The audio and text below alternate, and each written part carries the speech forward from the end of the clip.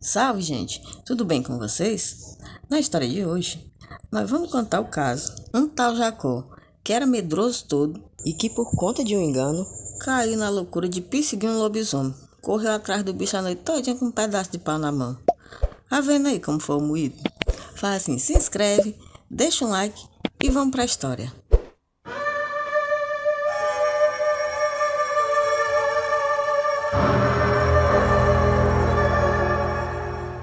Tudo começou quando apareceu um lobisomem na cidade e os cabos decidiram caçar.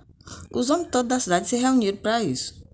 Aliás, todos menos um, Jacó, que não foi porque estava doente. Olha, você já viu cabo medroso? Pois pense num, multiplique por 10 que não dá um beijacó. O cabo era frouxo que só rabo de ovelha. Na primeira noite que os cabas saíram para procurar o bicho, Jacó ficou no fundo da rede, se tremendo de febre. Tô nem olho fora, não deu nem notícia. O povo em volta não deixava de comentar. Toda vez que tinha alguma coisa para fazer, Jacó inventava de ficar doente. Qualquer coisa que exigisse coragem ou esforço. Ora, meu filho, o cabo de seco e pronto. Tanto poupar a coragem como poupar a preguiça. Mas vamos para frente. A caçada do lobisomem não deu foi nada. Quando amanheceu o dia, os cabos tinham levado uma carreira grande do bicho e nada fizeram, além de sentir medo e correr que os pés batiam na bunda trancados dentro de casa. Pois bem, nada se resolveu e o lobisomem continuava solto. E Jacó já estava quase melhorando, já acorado e com apetite. Quando soube da notícia, caiu adoentado de novo. O pessoal de cidade pequena é danado para ter superstição, né? Acreditar nas coisas. Enfim, pois na casa de Jacó tinha uma máquina velha dessas de costurar, diz que era das antigas, que tinha pertencido a uma avó dele. Ou um parente muito antigo, que por convenção o pessoal dizia que era uma avó. Pois o povo acreditava, pois na família dele, quando uma pessoa estava doente para morrer, diz que a velha vinha do além, sentava nessa máquina e tacava os pés a costurar a mortalha. Diz que era o aviso. No outro dia, menina, era dito e feito. A pessoa já podia encomendar caixão de vela preta, porque ia mesmo. Era sal no boneco e acabou-se a história. Mas fato é que essa tal máquina, com o passar do tempo, passando de geração para geração, estava agora na casa do pobre do Jacó. E a mãe dele tinha o maior ciúme do mundo dessa máquina. Ora, meu amigo, pois no que ele adoeceu, que ficou bom, que o tal do lobisomem apareceu de novo, ele caiu acamado outra vez. Minha filha, a cisma foi na hora. Ele, rapaz, é o seguinte, eu não quero essa máquina não. Achou de cismar com a tal da máquina, com medo de ouvir a véia pedalando de noite. E a mãe dele ficou ali. Eu mesmo não vou me desfazer da minha máquina, não, que foi de minha bisavó, foi não sei de quem, parará, aquela coisa toda. Mas para não teimar com o doente, né, para não estressar o pobre, ela fingiu que concordou que ia dar um jeito, que ia dar não sei a quem, aquela conversa toda, mas foi só mesmo para ele se acalmar. E quando foi assim, na boca da meio-dia, Jacó muito manhoso, de bucho cheio, descansando o almoço, a véia foi na ponta de pé e tirou a máquina do canto, para esconder em outro quarto, que era para ele pensar que ela tinha dado a alguém a máquina. Só que nisso, ele ouviu a zoada da máquina. E naquela cor de meio acordado, meio dormindo, meio curioso e meio com medo, ele espichou as vistas assim, de longe, e viu só o vulto de uma senhora perto da máquina. Meu amigo, e foi um susto medonho. Na hora que ele de longe avistou aquilo, Maria, as pernas chegam a tremer de terror. Calado estava, calado permaneceu. Voltou andando de costa, se jogou em cima de uma cama, cobriu-se da cabeça aos pés e pronto. Até de manhã foi se tremendo de febre, de medo e rezando. Aí Jacó, coitado, pensou, vó, tô lascado, porque daqui de casa só quem tá doente sou eu, e fico bom e fico doente, e não trato de sarar. Porra, o cão da véia veio pra máquina, já tá ali tacando os pés pra costurar minha mortalha. No outro dia, quando amanheceu, Jacó estava tão cismado que não teve coragem nem de tocar no assunto com ninguém. Ainda quis se enganar que tinha sonhado, mas quando olhou que não viu a máquina, menina aumentou a cisma. Vou buscar a máquina e aproveitou para dar os avisos. Assim ele pensou, e conforme o dia foi correndo os comentários também, do povo na cidade a respeito da caçada do lobisomem, que não tinha dado em nada, né? Os cabas tinham tomado, era uma carreira grande e nada tinham feito. E essas conversas foram chegando na casa de Jacó, e ele, que já estava meio que deprimido, pensando: ah, meu Deus do céu, eu tô tão novo, não fiz nada da minha vida e não tem como escapar. Quem se ele já tinha passado em vista na memória os parentes dele tudinho, que já tinham passado por esse negócio de escutar os pedais dessa máquina, e no outro dia era pé bufo, mortinho da Silva. E ele realmente acreditando que era a vez dele, e não pensou que ferviu o juízo. Até que chegou um ponto que o medo era tão grande que o coração começou a disparar, e ele chegou a pensar que ia morrer ali mesmo, naquela mesma hora. Enlouquecido, revoltadíssimo com a situação, não chamou por ninguém, com medo de vir a ver atender ele. E desiludido, decidiu, num momento de desatino, que ia se despedir da vida com um ato grandioso: ia caçar o lobisomem. Ora, meu filho, não esperou nem chegar outra noite. Assim que chegou a madrugada, que a lua cheia apareceu no céu, Jacó meteu o pé na estrada, que não levava nem arma nem nada, meu amigo. Nem lanterna pra quê? Eu vou logo me emendar mais esse bicho, eu não quero saber o que vai acontecer. Vou morrer de um jeito ou de outro mesmo, pelo menos de morrer valente. E assim embrenhou-se na mata, sem tchau ou até logo, e sumiu mata dentro.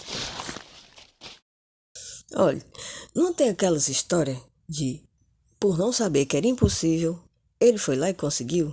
Foi já vendo como foi moído. A certa altura, caminhando mata dentro, ele viu a figura do bicho, o vulto, né? E não se sabe se tinha mais medo da morte da avó ou do lobisomem, ou a loucura por misturar o medo das três coisas. A hora ele precipitou-se para cima do bicho, como se não houvesse amanhã. Mas vai vendo como são as coisas. Perto dali, tinha uma casinha de uma costureira, que trabalhava dia e noite.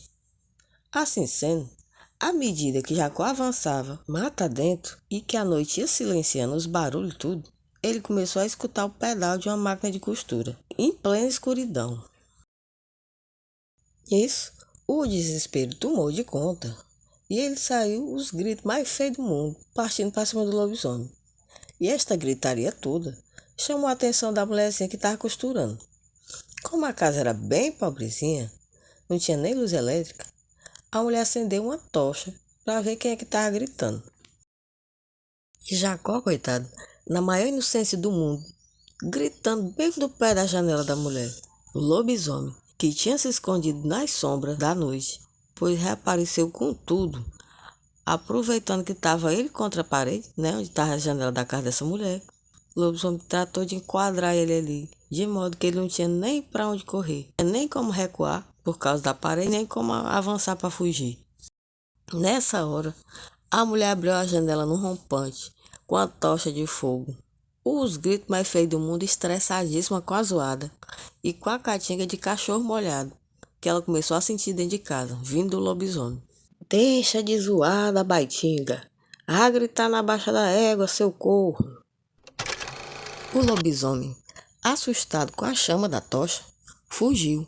E assim sendo, Jacó escapou por um triz. Nem se deu conta do perigo que ele correu, porque no que a janela abriu, que ele olhou para trás, que viu o vulto de uma mulher com aquela tocha na mão, menino, o susto foi grande. Ele estava tão cismado com o vulto que ele tinha visto antes, achando que era a avó dele, que pensou: rapaz, é o vulto de vó.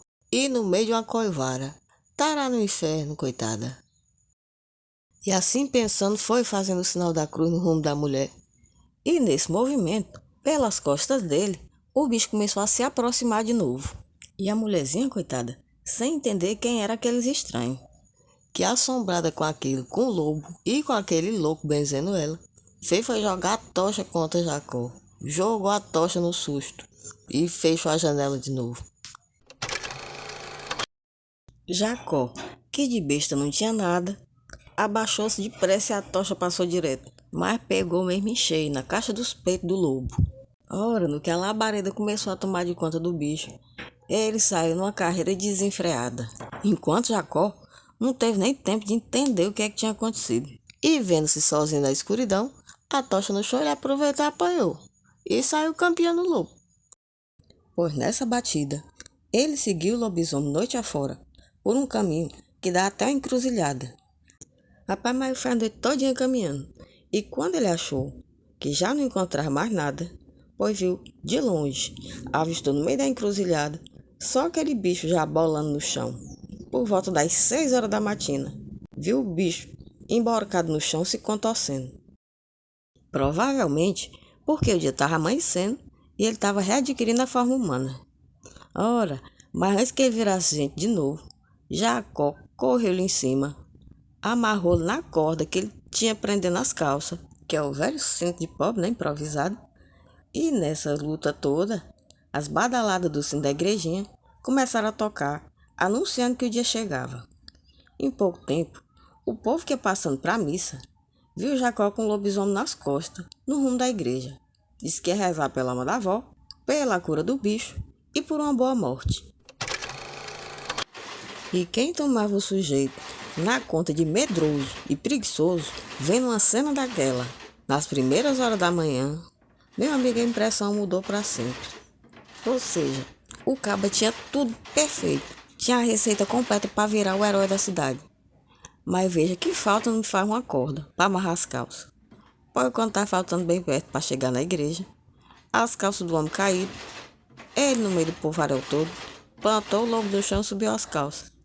O bichinho que estava no chão, que de besta também não tinha nada, levantou-se depressa e sumiu na mata outra vez, já quase virando gente, meio lobo, correu e sumiu sem que ninguém soubesse quem era a criatura. Jacó, coitado, se quis, foi sustentando a calça pelo cós até chegar em casa, e daquele dia em diante, temendo morrer a qualquer momento, viveu cada dia como se fosse o último, e disse que viveu muito. E acima de tudo, viveu bem, um caba corajoso, afoito, disposto e acima de tudo respeitado. Na tarde do dia seguinte, passou um pedinte, um senhor pedindo auxílio, na casa dele. Disse que era tão pobre que era descamisado, coitado. Aí a mulher foi, puxou a máquina, costurou um pano lá, remendou uns panos e fez uma camisa para esse homem. Deu comida para ele ir embora. Disse que era um viajante e precisava ir para longe. E nessa de entregar uma camisa, ela percebeu que ele tinha uma cicatriz gigante, assim no peito, como se tivesse tomado uma queimadura bem grande. Aí ela, com muita dó, entregou a camisa e disse: Deus lhe abençoe. Aí o homenzinho olhou para ela e disse: Ah, me abençoou. Amém. E saiu. Desde esse dia, nunca mais se teve notícia do lobisomem nessa cidade. O pessoal que viu a cena dele carregando o lobisomem nas costas comentou e depressa a história tomou conta da cidade. Conta, inclusive, naquela missa que ele queria assistir e não pôde porque as calças estavam caindo, diz que o padre comentou que a boa vontade de um ser humano, que é capaz de carregar nas costas o peso de uma criatura que poderia matá-lo e ainda querer rezar por ela por sua cura, tem o poder milagroso de quebrar qualquer maldição. Se desde aquele dia em diante o lobisomem não apareceu mais, provavelmente foi pela boa vontade de Jacó que ele se curou. O povo até achou bonita essa história, mas como o seguro morreu de velho, anoiteceu, todo mundo catava os bancos das calçadas, passava para dentro, ninguém esperava, ninguém pagava para ver não. Enquanto na casa de Jacó, trabalhador, que prosperava a cada dia, ainda continuava essa história de achar que a qualquer momento ia para a terra dos pés juntos e temendo morrer, como já foi dito antes, passou a viver cada dia como se fosse o último. E viveu muito, e viveu bem. Que, aliás, é uma excelente maneira de levar a vida, né? Vamos combinar. Melhor ainda, sem que precise aparecer um lobisomem. Brincadeiras à parte. A história de hoje termina aqui. Para vocês, um grandioso Natal. Muitas felicidades, saúde para todo mundo. Um grande abraço. Obrigada pela companhia de sempre de vocês. Por favor, deixem like, comentem, compartilhem para que dá uma força enorme para o nosso canal. E sem mais, um grande abraço e até o próximo vídeo.